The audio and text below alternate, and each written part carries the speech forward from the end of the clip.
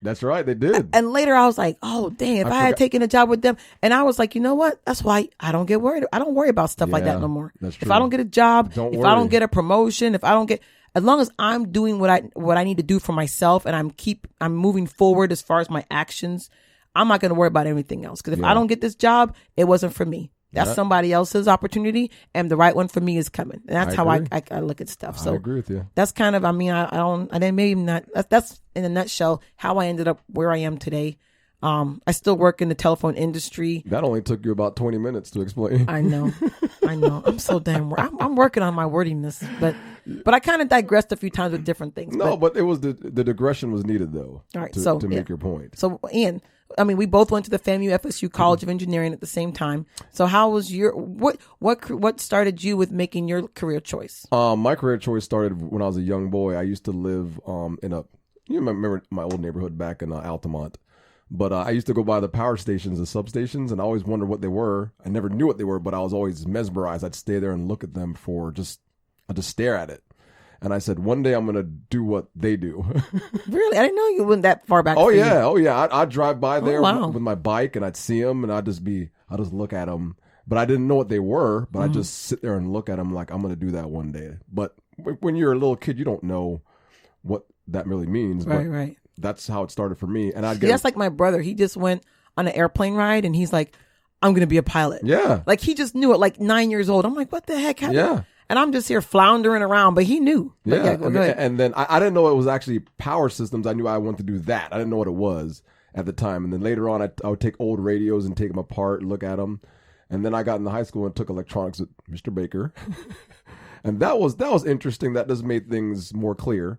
And then I went off to. But we didn't talk about like electronics class. We learn how to make circuit boards. Oh yeah, and how things work together. Yeah, you learn basic electronics, how electronics works, like in radios, all electronics, amplifiers. We learned how to solder, build circuits. Yeah. We learned all that stuff, and we take tests and learn how all the stuff works together. So I think it's set up for a good foundation. Then I went to that Siemens program.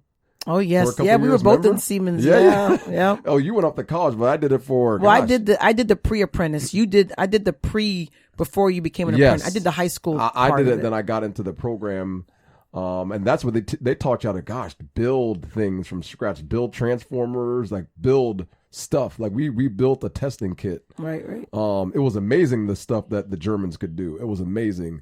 And I got fired.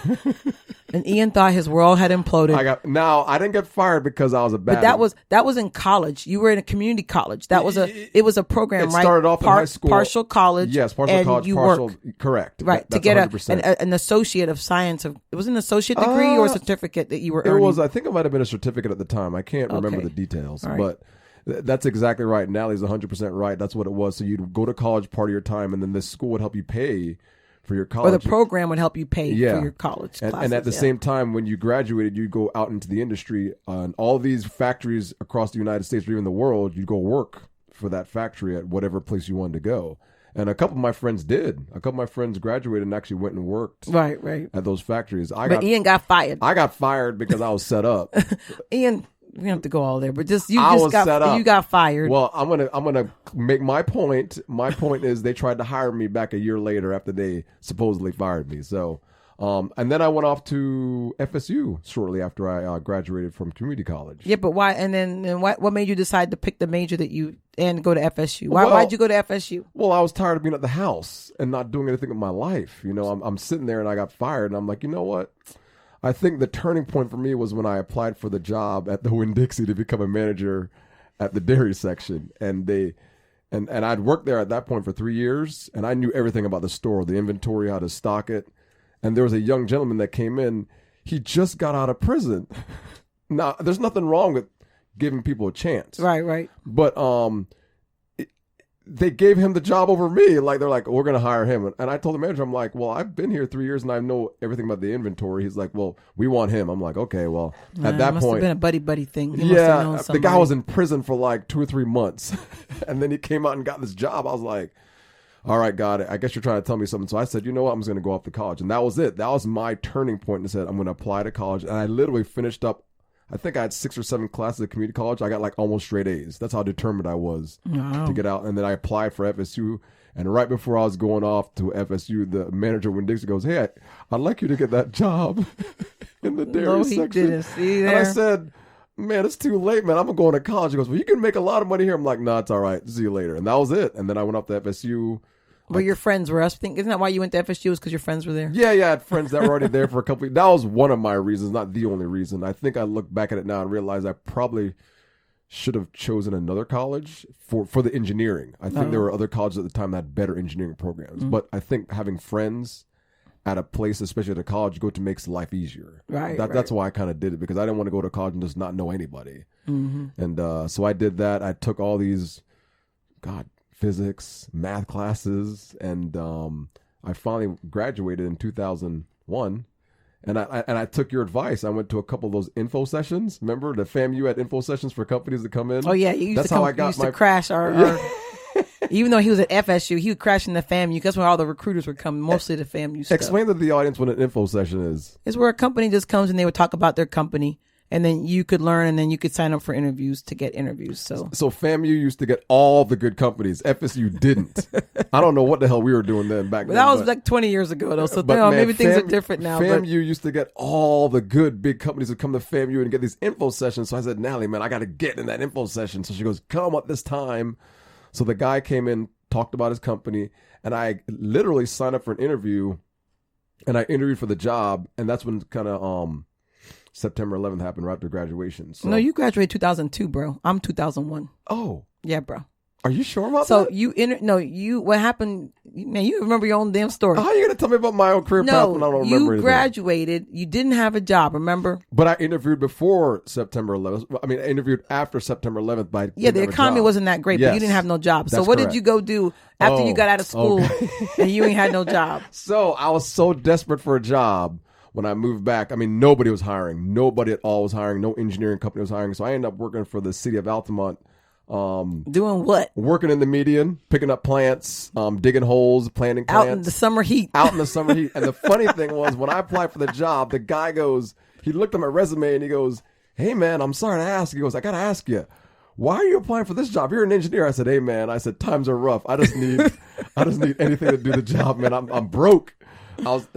Everybody out there, don't feel that you're above any job when it comes to getting money. You got to be able to understand that if you need money, you got to be able to do a job. If you have to get a job as a janitor, right? As long as it's legal. Yes, as long as it's legal, do it. It's not a big deal. Don't think that you're any better than any job. Know, because there's a lot of people out there that's after this whole Corona thing happens, they'll be in that same boat as I was when I first started. You got to be able to willing to work. Do an honest living, getting an honest pay. Yes, Ian used to be out there with his orange T-shirt on the side of the road. Yeah, but the funny thing is, all those people at that job, when they found out I was an engineer, didn't talk to me at first. They're like, "Oh, he's too good." Then they realized after talking to me that I was a regular guy, and they thought I was going to quit after the first day. Like when I came back the second day, they're like, "Oh my God!" They're like, "You came back." I'm like, "What do you mean I came back?" They're like, We had a bet. We thought you were just going to quit after the first day. I'm like, hell no, I ain't quitting. I need money, dude. And I worked that job for about a good month and a half, 2 months. That's about 2 or 3 months. Yeah, you end up getting an interview in between that time. Yeah, and during that time, I prayed, and I got an interview from that same company I interviewed with at college, Florida Power. Yeah, they end up calling. And they end up calling me and asking me to come in for an interview, and I did. And they ended up giving me an offer. And that's how I got my first job. Yes. Out of school. And then from there, you just work hard, work your way through. And then, Ian, you decided to pursue your professional engineering designation, yes. right? In my industry, being a professional engineer means that you're the highest caliber of engineer. You can actually stamp drawings. What it really gives you is an opportunity to get more money. Hey, that's what it's all about. And market yourself. So the difference between having a professional engineering license and not could be like $30,000 or $40,000, depending on the career path and the job you choose. But if you have it, companies don't even ask. They already start you high. When you go on a resume and you put PE after your name, they already start you high. They don't come in low. All right, or even EIT, because you have to get your EIT in school, which is your engineering training. Yeah, which is another test, another state designated exam. And that's important. I never got that, but luckily my industry doesn't require it. But for yours, Yeah, I'm in power systems. Yeah, so you have to do the EIT first before you can sit for the PE, right? Is that required? So yes, and so I did. Remember, I took it right like the year or two. I took it after college. I took the EIT, and then I got it. Yes, you passed that. Yeah, I remember because I was you all passed fresh. That the first time. Yes, that's because you had just finished school. Yes, it was very strange. Almost 2 years after getting out of school, I took the EIT the first time, and I passed it. The damn PE I took 4 times. Yes, Ian had I finally passed it. Ian had a rough time because by the time he decided to take his PE, he had kids. We had a son and life. Couldn't study on a consistent basis. Didn't listen to Natalie, of course, and I failed it. I finally passed it, but I think the reason I passed it is because I actually listened to her and I'd make a routine to study. And I actually started figuring out the material. Oh, you actually listened to me for once? I did listen to you because I was tired of failing. So. I was tired of you failing. I was so. Oh God, a stupid test. Yes, but the thing about that is the lesson from that is you persevered, even though you failed. You failed the first time. You failed the second time. You failed the third time. Oh man! And they made you go back to school to remediate. He had to go back to school and take some engineering classes to remediate. Almost got my master's. And then I know you're a few classes away from being able 4 classes away from a master's for a degree. master's in engineering. But you persevered, like you kept going. And that's like one of the big takeaways. No matter what in life, you've got to keep going. There's things that's going to happen that feel like the end of the world. Like even right now with all this craziness and people are going to lose their jobs. Some people may lose their homes. It may feel like the end of the world, but nothing lasts forever. No season is forever unless you just quit and give up. But as long as you keep persevering and you keep pushing yourself, that bad season will end. It will come to an end. And so that's one thing I want to just from your story of failing and failing and failing, but you never quit. That was the thing. You never quit. No. And I was always like, Ian, just keep going. Just keep trying. I wanted to quit. Eventually you'll get there. I did not quit. Even my dad, he took the general contractor's license in his 60s. I think was he in his 60s or 70s. And he failed like 3 times. I think 2 or 3 times my dad failed because he's an old ass dude, but he knew how to do this stuff, but he didn't know this whole the testing you have to part learn of how it. to take a test. That's what all this comes down to. Is not the material. It's knowing how to take a test. Right. That's what it comes down to. And so he never quit, and at 60 something years old became a general contractor or whatever. So. That's the biggest thing about. Maybe you should become a general contractor. Nah, bro. Oh, damn. Not my cup of tea. I'm trying to get into real estate investing, but the GC part is not my thing. I think you'd be good at it. You're just scared. I'm not scared. I know I don't have an interest in that. I'm already like spread too thin as it is. So I'm like, that's not something I'm looking to do right now. But the one thing with us going through where we've been in life and picking a career and moving along in that career is, I forgot to even mention, and for me, I actually left telecom for a while and I went to work at a school. Oh yeah, that was crazy. Yeah, because I got tired of it. I was like, I just need something to do something different. Yeah, what happened? But the thing about it is too, don't be afraid to try different things. Don't be afraid to That's right. use your transferable skills. Like I ended up leaving engineering. I went into sales. Actually, I went into sales. Gosh, I skipped so much of my story. But I left engineering because I hated sitting at a desk every day. This part is funny what you did next. I hated sitting at a desk every day. I forgot about this. So I hated sitting at a So I'm going to sales. Like I met some people, they were like, oh, we're making all this money. I'm like, man, I like talking to people. I'm going into inside. I did inside sales. Coward. Which means you don't go door to door or whatever. You don't go to business to business. Just more inside. Like you're only on the telephone. And that was the worst job I ever had. Like I was horrible at that job. I've never had a job where I was bad. That job, you have to have a special skill, talent, and abilities to be an inside salesperson and be successful at it. That is not just a job that you can just walk up in there and just be good at it. You have to be cold calling. That's just not my cup of tea. So I did that for a couple of years and I left. Years? Was it years you did that? I think I was there like a year and a half, maybe 2 years. I don't think you were even there that long. I don't know, because I sucked. Because you bitch and complain about that job and you come home and you're like, yeah, this job sucks. I'm like, because I'm not used to not doing well at things. Like I could deal with not doing that great at school. That one but when I work, I'm a good worker. Oh, I'm not a good student. Oh yeah, you are a good worker. So I was just like, oh my gosh, like I sucked at it. So then I left that, went to work at a college for a few years, and honestly, the lady who hired me, I worked part-time, but the lady who hired me, she said, I'm only hiring you because of your engineering degree.